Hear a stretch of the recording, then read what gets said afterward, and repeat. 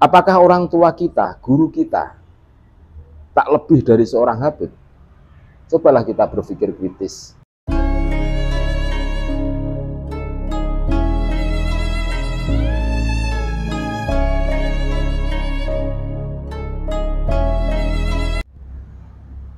Assalamualaikum warahmatullahi wabarakatuh. Saudara-saudaraku sebangsa setanah air yang kami cintai, yang kami banggakan, dimanapun Anda berada, berjumpa kembali dengan kami, channel Bejo Dunia Akhirat. Saat bejo-bejane wong kang lali, isih luwih bejo wong kang eling lan waspada, dan tetap NKRI harga mati.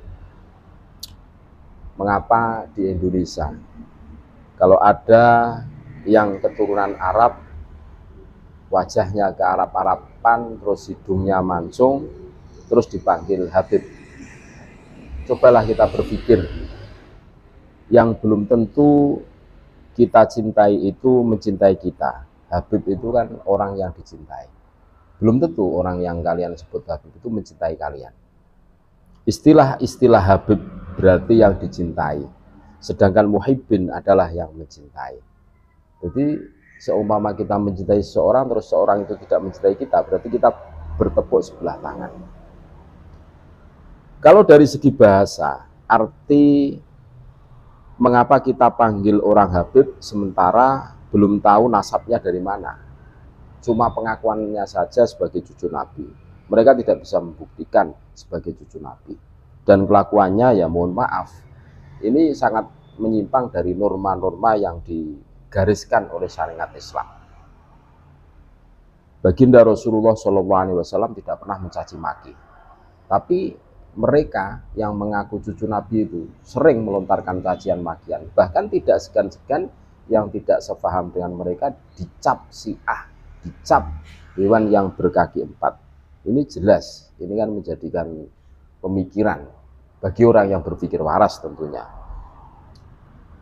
Apakah orang tua kita, guru kita, tak lebih dari seorang Habib? Cobalah kita berpikir kritis.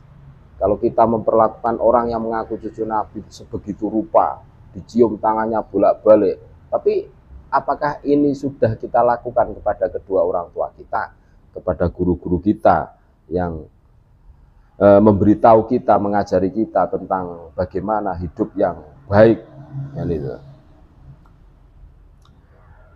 Sementara kita belum tahu nasabnya kemana. Kan lucu, mencintai seseorang tapi belum tahu asal usulnya.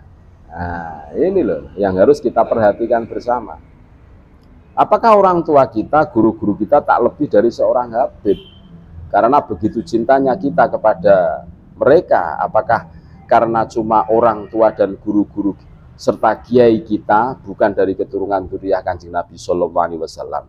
Kalau kita tidak mencintai orang tua kita, guru-guru kita, kiai-kiai kita, bisa-bisa kita didera dengan kualat. Mereka lah yang seharusnya wajib kita cintai dan kita muliakan. Nah ini loh yang menjadi perhatian kita semua. Seseorang mengejar Habib untuk mencintai dengan dalih mereka dzurriyyah Rasul, tapi melupakan tugas atau kewajibannya untuk mencintai kedua orang tuanya, terus guru-gurunya, kiai-kiainya, kan itu. Mengapa setiap orang ke Arab-Araban yang belum paham benar asal usulnya, belum jelas nasabnya, apakah ada keturunan Nabi SAW atau bukan, lalu kita langsung gandrungi sampai cinta mati. Kita cium tangannya berkali-kali, bolak-balik kan gitu. Halo? Ada gangguan? Iya, dengan SPN. Lawak mending di?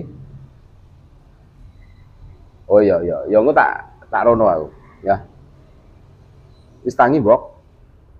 Ya, wis tangi. Rokok apa?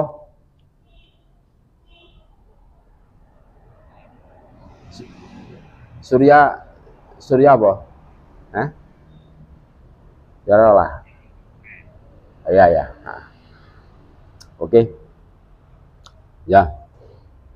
Assalamualaikum.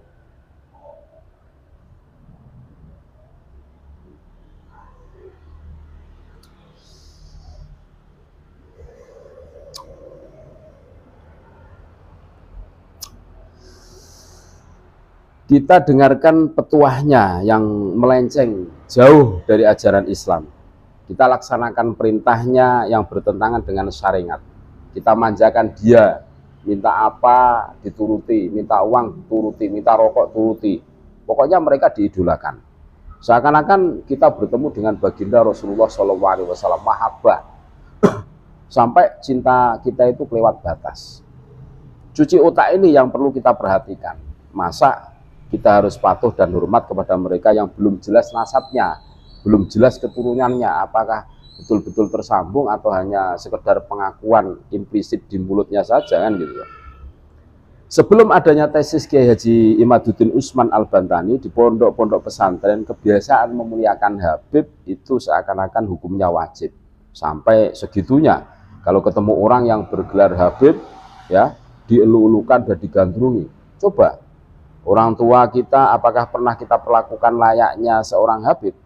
Orang tua apabila kita mencintainya, pasti orang tua akan membalas dengan cinta lebih dari yang kita berikan. Itu jelas, kalau orang tua kita cintai, pasti orang tua akan memberikan rasa cintanya itu yang lebih. Bahkan ada yang beranggapan seorang yang bergelar Habib sebagai Al-Quran berjalan. Wow, keren kan? Kita uji dahulu, ia benar-benar ada deoksribo nukleid asid DNA atau keturunan genetik dari Kanjeng Nabi Muhammad SAW. Kalau tidak ada keturunan sama sekali, berarti kita selama ini salah orang. Kita bisa-bisa salah menilai orang. Bahwa Ahlul Bait Kanjeng Nabi Muhammad SAW adalah orang-orang yang membersamai Nabi SAW. Di antaranya adalah istri-istri beliau, putra-putri beliau, dua cucu Nabi SAW, Sayyid Hasan dan Sayyid Husain. Satu menantu Nabi Muhammad SAW, yakni Sayyidina Ali bin Abi Thalib. Kemudian mereka yang membersamai beliau sebagai sanak kerabat Nabi SAW atau orang-orang yang berada di lingkungan terdekat dan tentu sezaman dengan Nabi SAW, para mufasir tak menyebut anak keturunan Nabi SAW yang hidup belakangan ini sebagai Ahlul Baitnya SAW. Zaman serba modern saat ini, siapa saja yang mengaku keturunan Nabi SAW bisa melakukan tes DNA sebelum keluar-keluar di atas mimbar dakwah sebagai cucu Nabi SAW. Setelah tes DNA hasilnya diumumkan di khalayak ramai, apakah yang bersangkutan keturunan Nabi SAW atau bukan. Jangan terus membodohi masyarakat dengan menjual nasab untuk memperbaiki nasib, untuk mengumpulkan pundi-pundi rupiah dan kaya raya. Ya bolehlah seorang Habib kita hormati, asalkan semua yang mengaku sebagai Habib mau tes DNA. Jelas kan? Kalau kalian yang mengaku Habib mau tes DNA, terus hasil dari tes DNA itu dipubliskan, diumumkan di khalayak, di umum, dipublish, hasilnya apa, haplogrupnya J atau G, nah, baru kalian boleh mengaku sebagai dzurriyyah Nabi. Baru adil ini, permainan baru fair. Kalau hanya mengaku-ngaku, saya juga bisa mengaku. Berani tidak, hasilnya diumumkan nanti, dipublish di masyarakat, itu baru adil, permainan baru fair. Kita kadang cinta mati sama habaib dan mengucilkan orang tua dan guru-guru kita. Padahal mereka yang mengukir jiwa raga, mendidik dan merawat kita semua. Ketika kita sakit dan saat butuh pertolongan, mereka, kedua orang tua kita, yang mengajari kita dengan sabar, telaten, guru-guru kita lupakan itu. Kalau para habib tidak berani tes DNA, jangan disanjung-sanjung. Apalagi ajaran Islam yang disampaikan penuh dengan kata-kata kotor dan sebagai ujaran kebencian, bila dipastikan cucu Nabi palsu. Jangan sampai kita mencintai Habib melebihi cinta kita kepada bapak, ibu, saudara, dan guru-guru kita. Mengapa sampai sekarang masih banyak orang mencintai Habib tanpa melihat asal-usulnya, padahal keturunan Arab tidak hanya berprofesi sebagai ulama. Banyak di antara para pendatang ini jadi pedagang, guru, TNI, polisi, pejabat di pemerintahan, atau bahkan ada yang jadi pengangguran. Kita amati di lapangan, pecinta Habib itu sudah tidak bisa berpikir rasional. Mosok orang yang mengaku sebagai Habib ketika menjadi gila, pezina, tetap kita ciumi tangannya sebagai bukti kecintaan pada dzurriyyah Nabi Muhammad SAW, kan gitu loh. Katanya Habib Majdub. katanya Habib, padahal Habib gila itu, Habib Majdub. Perlu diluruskan lagi, Aswaja NU sepakat mencintai dzurriyyah Rasulullah SAW itu wajib, dan sama wajibnya membenci atau memerangi orang-orang yang mengaku sebagai turunan Nabi SAW tapi palsu. Ingat, mencintai dzurriyyah Rasul itu wajib, tapi sama memerangi orang-orang yang mengaku sebagai cucu Nabi tapi palsu, tidak bisa membuktikan, juga wajib. Karena apa? Memurnikan nasab baginda Rasulullah SAW itu wajib, membersihkan. Coba kita bayangkan, seumpama kita mempercayai orang-orang yang di situ mengaku turunan Nabi tapi mulutnya itu sampah, kotoran, mencaci maki, bahkan yang tidak sepaham, tidak sejalan, bahkan dalam pilihan politik ini mereka tidak mengikuti mereka, pasti dicap kafir, dicap Syiah, dicap wah tersesat dan lain sebagainya. Mereka itu seperti itu. Terus kita anggap sebagai cucu Nabi. Nah, tidak jelas itu. Seringkali kita mengamati kalau ada orang yang berbau Arab yang mengaku sebagai dzurriyyah Nabi SAW tanpa jelas nasabnya, terus langsung dipuja dan dimanja, apa yang menjadi keinginan dituruti. Nah, dari sini kita mengambil sikap untuk jangan berlebihan dalam memuja mereka.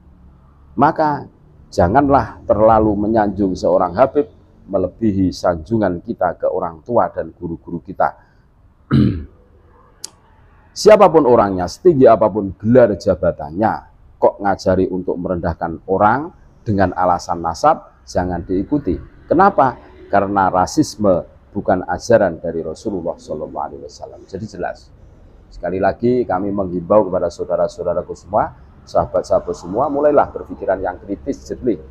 Hari ini kita dibodohi oleh mereka-mereka dengan jargon, kalau ente berani dengan keturunan Nabi, ente akan kualat, hidup ente akan melarat, terus wah mengerikan lah. Bahkan terakhir ada kabib yang mengatakan kalau orang yang tidak percaya dengan dzurriyyah Habib itu turunan Nabi, katanya matinya su'ul khotimah. Jasadnya menjadi busuk. Wah, ini kan mengerikan. Tapi sudahlah, itu gaya mereka. Dan ini menjadi tolak ukur kita semua untuk kritis terhadap mereka. Kalau mereka mengaku cucu Nabi di depan kita, buktikan. Hari ini kecanggihan ilmu genetika sudah terbukti. Buktikan dengan hasil tes DNA. Selesai, nanti hasilnya apa, grupnya apa, dipubliskan. Turunan Yahudi atau turunan Arab, kan selesai tuh. Gitu aja kok repot. Terima kasih. Tetap NKRI harga mati. Assalamualaikum warahmatullahi wabarakatuh.